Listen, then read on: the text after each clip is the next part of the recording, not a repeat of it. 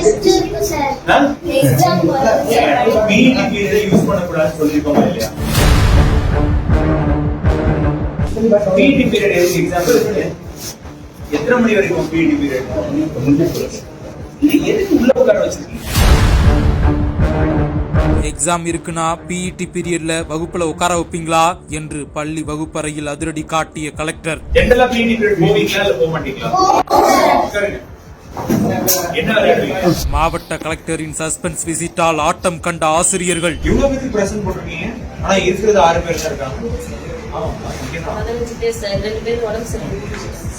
15 but இங்க இருக்கிறது 6-7 பேர் தான். 8 பேர்